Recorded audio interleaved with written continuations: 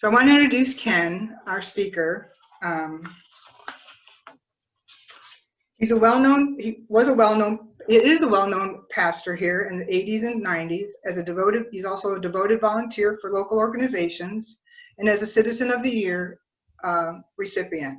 In this century, as a writer of popular newspaper column Bastrop, according to Ken, he's a council member and a mayor and a co-founder of Bastrop County Cares.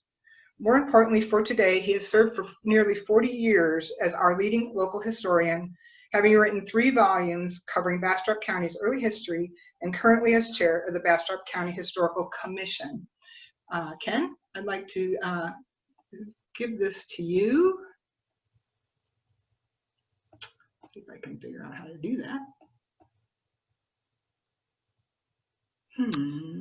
Host disabled participant screen. Oh, I have to stop screen. Okay, kind of new to this. Ken, there you go. Okay, Ken, you are now the host. You share your screen? I'm looking for PowerPoint. Okay. That looks right. There it is. So, thank you all for joining us. This is going to be an exciting series. It's a wonderful thing that this wonderful institution does. Bastrop County Historical Society is a premier outfit for a town and a county our size, and I'm very grateful for what they do. The topic is going to be generally about history, but it's all these episodes are going to deal with the focus of the filter of Bastrop and Bastrop County. So I think it's important for us to bear that in mind. And it's not advancing. Let's see if it'll do it now. How to pronounce Bastrop. It's a really important thing for me. It's always my starting point when I talk to new people in town. So I asked our Senator Gonzalo Barrientos, a Bastrop County native, how it would be pronounced in Spanish. And he said something like Bastrop. And that's obviously not what anybody ever called it. I call them people around Monroe, Louisiana, Northern Cajuns. Maybe they're not. But there's a town up there that they pronounce Bastrop. I don't know why, but it's named after the same guy. For us, however, the real way to pronounce Bastrop is Bastrop, like I just said. And I want to quote my brother as saying, here's a way to remember. And here's a bumper sticker that says, oh, Bastrop does not have U in it. In other words, not Bastrop, but Bastrop. Now, here's another way that he invented for you to remember how to pronounce this name. You take a fish. You hold the fish in your outstretched arms. You let it go. And there it is. That's called a bass drop.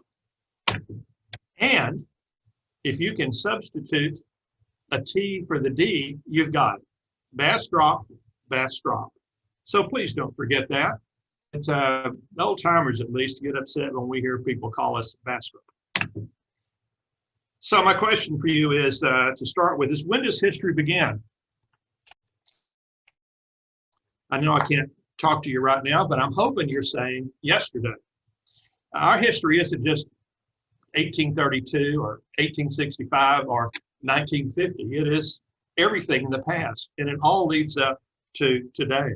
So I don't want anybody that's new to the community to think they're not part of our history, because without question, you are. Why do history? I think understanding the changelessness of change is an important factor. A lot of times people get upset about change. Actually, they don't get upset about change, they get upset about loss. When change involves loss, it bothers them. But change is always happening. And if you take a look at the history of Bastrop and Bastrop County, it is a constant flow, like every other place in the world, of change. Understanding other cultures, even though it's our same place where we live, there are different cultures that have lived here and different cultures that have developed and changed throughout the generations. I think it's important to understand that for a lot of reasons, because it keeps us from being myopic. It keeps us from only thinking about ourselves and our own time. Curiosity is another one. I think a lot of people are just curious about how things were. I assure you, I don't know much about my ancestor that lived here, but I'm curious about what life was like around them. One of them worked on Main Street. I'd like to know what was happening on Main Street during those years, even though I can't know much about him in particular. I'm just curious about everything in the world, and curiosity is a great value in my mind. And it leads to a lot of the historical enterprise. Gaining a perspective, comparison with our time is the same sort of thing I talked about earlier. Comparing with other times helps us put a little better focus, I think, on ourselves. And that's along the same lines as setting a context. We have an opportunity to understand who we are in a way by looking at who we were or what other people have been. There is also a sense of continuity that we can understand as we move forward as a people. Looking back to know that we're the descendants of people who came before, and that we will be the ancestors of those who come after us. Looking at history and studying it also helps us anticipate the future as well as imagining it as a better time.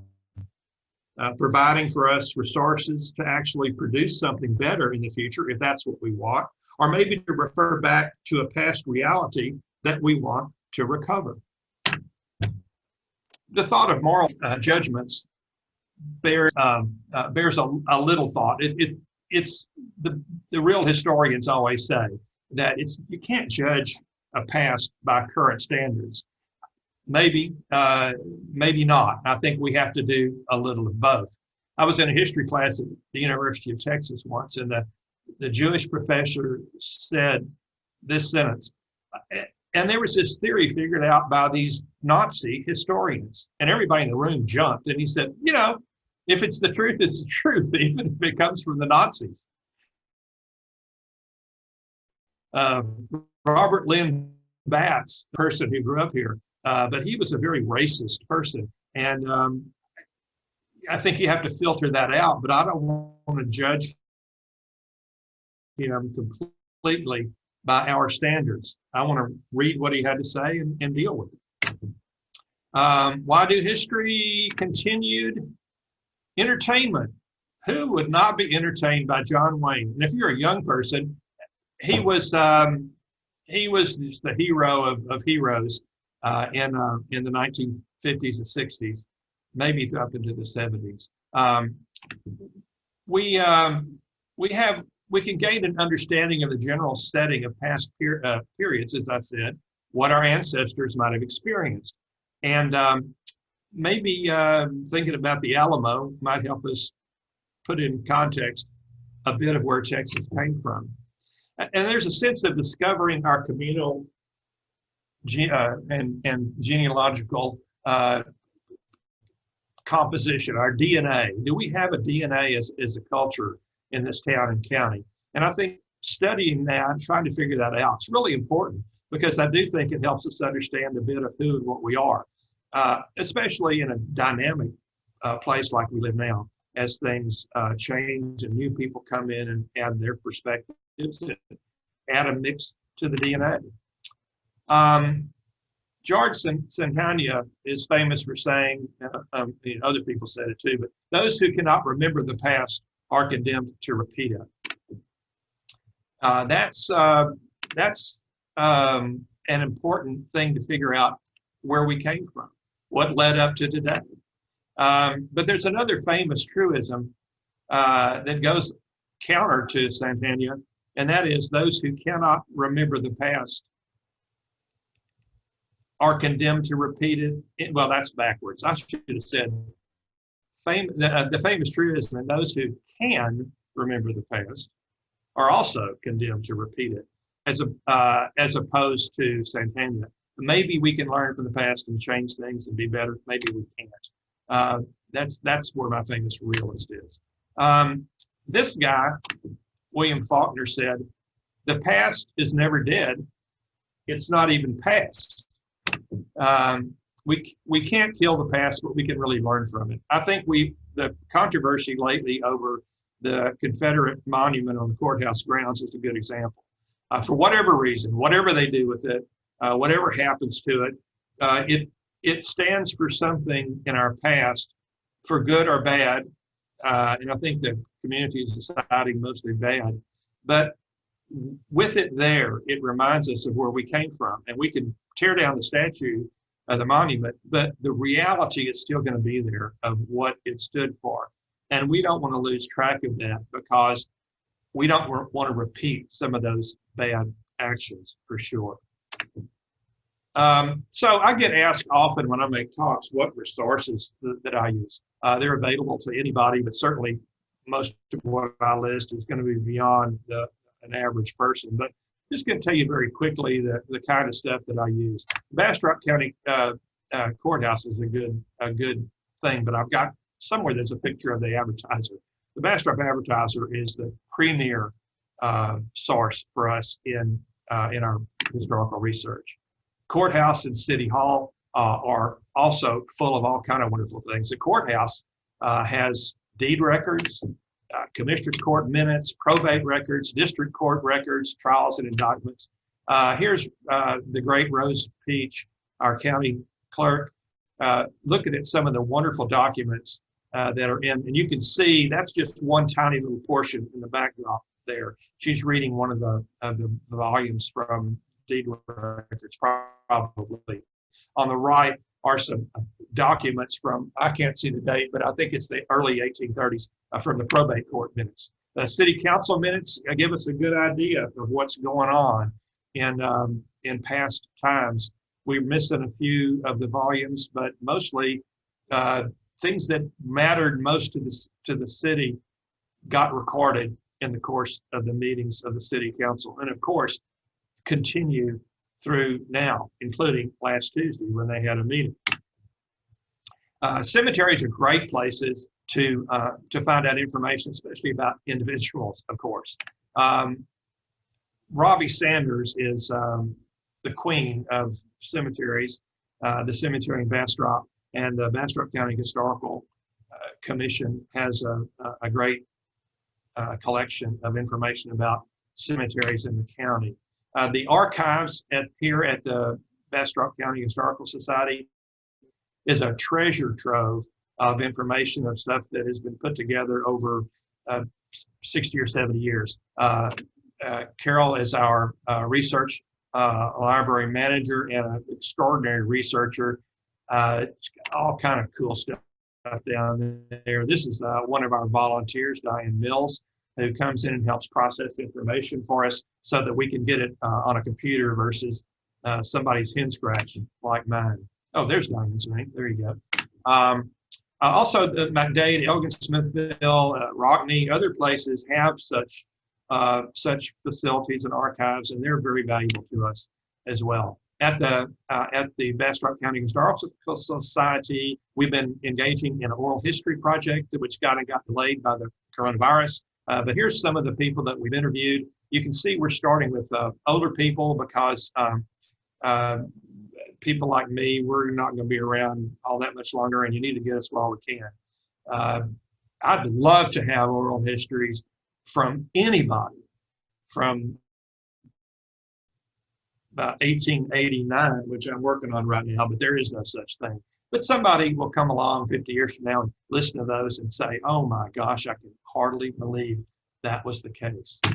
The Bastrop Library has a great history room. What did I do? Becca is our librarian. She's going through a vertical file that's got all kind of stuff in it, alphabetized, and behind her are genealogical records, and there are other books that we don't want to lend out because they're too valuable on the other side of the room. It's a great place to go and find all kinds of stuff. There are letters, diaries, reminiscences, and such that that come along every now and then. Letters, there are letters from people that have written up their stories in the newspaper and otherwise that are very, very valuable to us. Pete Shady was Dr. Bryson. Jig Simmons wrote about his time. Those Terry's Texas Ranger letters are very valuable. Mr. William Higgins wrote up his story for us, and there are more. I've listed a few things there, including the Bastrop Advertiser historical editions, which have a lot of items of individual families that kind of told their stories at specific times. And there's, of course, yours. It's not listed on here, but it's there somewhere. Your oral history, your written record, your files, your whatever is present in your house and in your brain. And I'm hoping that you will start sharing those kinds of things because they're very valuable to us. Looking at our homes and historic buildings is another place for us to discover our past and lead up to our present. Again, Robbie Sanders is the queen of all buildings and houses and their history in this community. The Briscoe Center for American History has books, photographs, newspapers, theses, dissertations, including two that I use often. William Cargis of Elgin wrote practically a history of Bastrop County, and Lucille Perkins did her master's thesis on this. She taught a lot of us in school. Texas State Archives has bounty grants, military records, governor's papers, adjutant general records, mostly for the serious amateur historians and professional historians, but it's a great resource. Land Office has land grants, maps, and what I'll list: census records, War of Rebellion records, Freedom Bureau, Library of Congress, and Archives. Bastrop Advertiser cannot be surpassed. There is we are so fortunate that we got a grant. Vicki Duval arranged for it for us to have a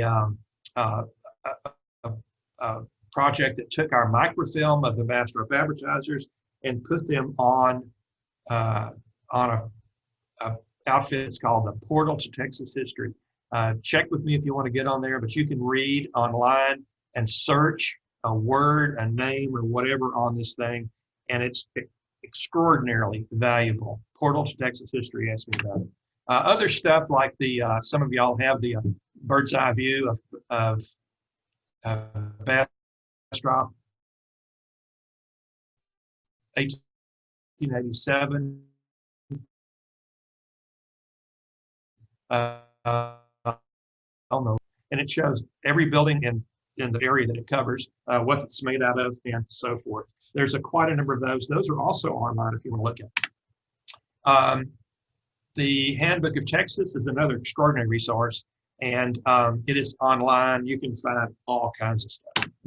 Genealogical information like Ancestry.com and your grandma and your grandpa are also very valuable for individual research, and I think cannot be either. Let me be your trash. Someday I'll tell a story of extraordinary story of something that got thrown away and got recovered. We would like to be your trash can. Before you throw it away, bring it down here. If you don't want to throw it away, but you think it's valuable, come down, we'll copy it. I just can't think of anything better than that. And finally, don't forget the bags. We have some questions, Kate? Let me look. We do not. If anybody does anyone have a question for Ken? Pretty thorough job there. You want to add any last minute thoughts? If y'all have any questions, type them in. I'd rather answer your questions and tell you what's on my mind. But I'm going to tell you about the trash can story. I'll tell you two stories. The guy Robert Lynn Batts that I mentioned earlier wrote an old teacher of his, Molly McDowell, in the 1920s, and started asking her questions about Bastrop in the old days because she was a lot older than him, and he was retiring from being a federal judge and starting to get interested in the past. So he wrote, and she was, okay, I'll write you some stuff. So she started writing him some notes.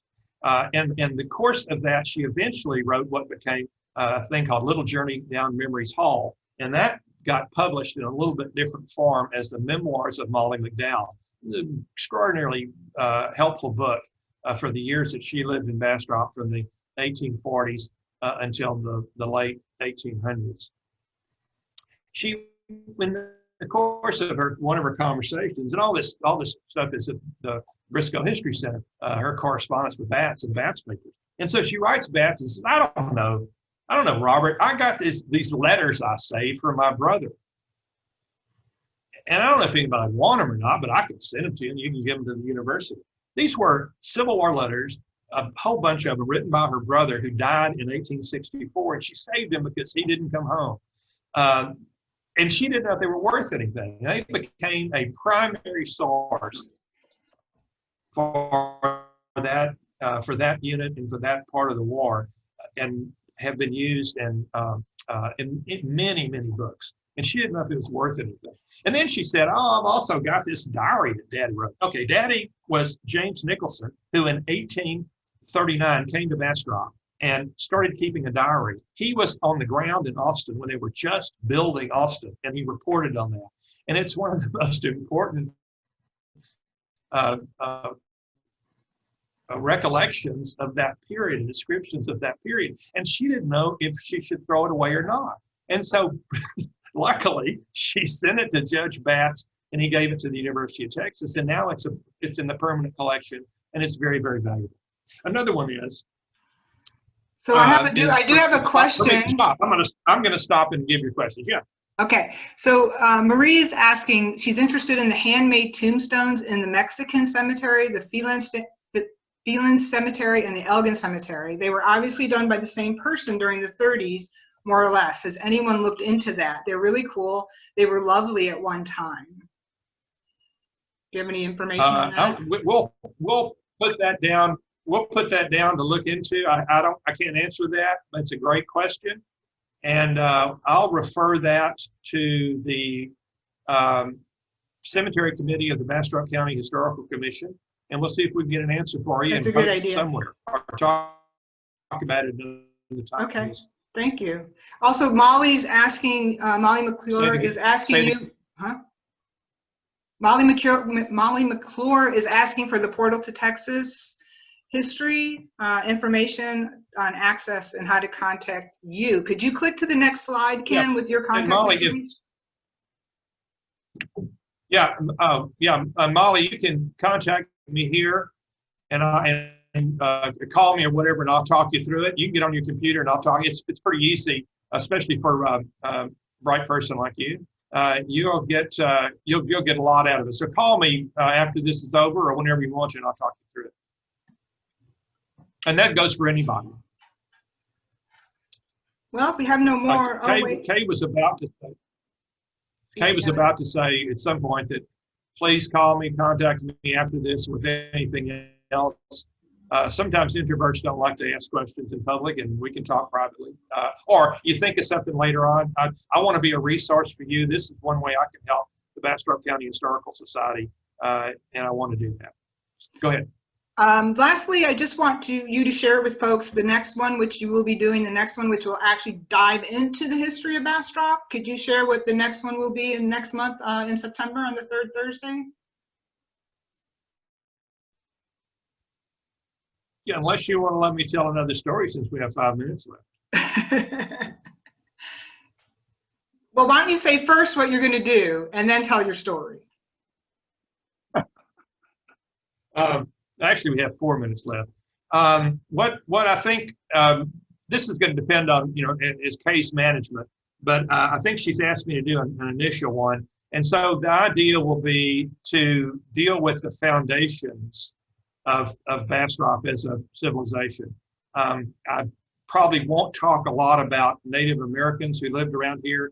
They were not permanent. They left a very scant record, and I don't know much about them, and it'd be a mistake for me to talk in this area and how it developed and its beginnings and its foundations and what they had for resources when they got here and so forth. I'd like to begin by doing 20 minutes on the initial part of that development. And I call it foundations. Thank you. Go for, okay, now tell us your story. You got 3 minutes. Here it is. In my mind, the most valuable thing we have on display or in our possession here at the Historical Society is a copy of four meetings of the Bastrop, the MENA, that's another story. But the Ayuntamiento minutes, when we were part of Mexico, the city council was called the city was called the Ayuntamiento, and the meeting of the municipality met, and these records are here. And I don't know how you could put a value on them, because they're astonishingly unique, and they're from 1834. The story I've heard about them was that in the old days, when the city didn't have a city hall, the city secretary just had to pack around all the books and stuff, the minutes and all that, minutes books and such. And there was an old boy named McLavy, who was a kind of an amateur historian, and he was walking by a downtown building one day, and he saw a trash heap, and he saw this book on the top of it. He said, "Hey, that looks interesting." It was going to be thrown away. And so he just picked it up and took it home. It turned out to be the Ayuntamiento minutes. So, when I say, let me be your trash can, I'm not kidding. Let us be your trash can. Thank you for listening. Please call me about anything. Kay, thank you for allowing me to do this. Thank you. We appreciate it. And thank you to all of the people that joined in. I know some of you are members, and thank you for your support in addition to all that you do for us. We look forward to talking to y'all on next month, the third Thursday at noon. Hopefully we'll get the links down better, but take care, everybody.